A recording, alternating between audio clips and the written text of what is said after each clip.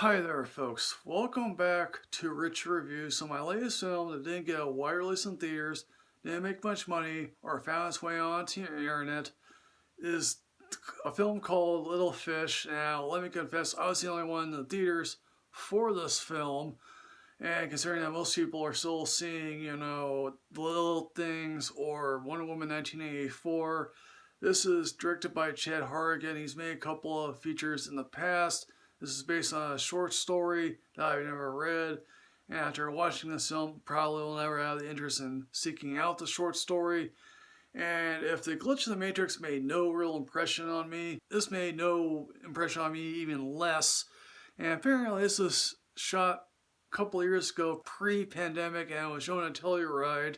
Obviously now the pandemic is happening, and this stars Jack O'Connell and Olivia Cook. And Olivia Cook might be the only good thing about this film because she gets to speak in her natural British accent.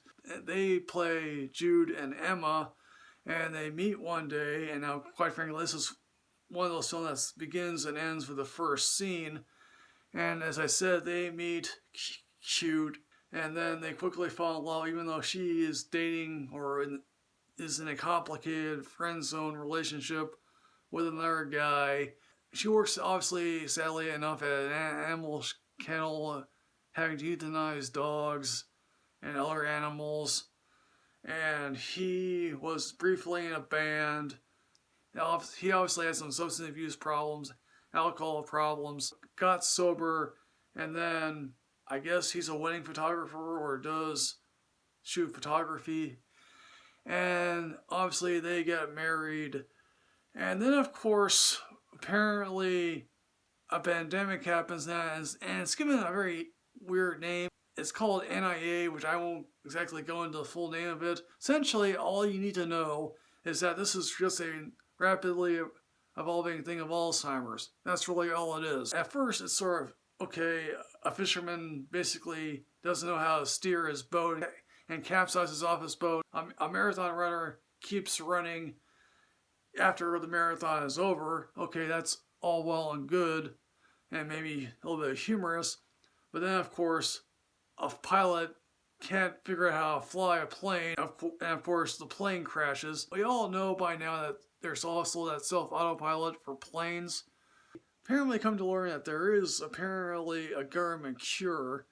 However, when the scientist sort of explains this cure, you're almost thinking to yourself, isn't that a little bit like a lobotomy? I wouldn't want necessarily that cure itself, but given the fact I'm slowly losing my memory, not recognizing people that I love, that sucks even further. Olivia Cook and Jack O'Connell, they're a cute couple, but other than that, there's something going for the script here. The thing is just straddled with constant voiceover narration by Olivia Cook. I mean, granted, clearly some films need to do that because if you just try to explain it in dialogue, it might not work.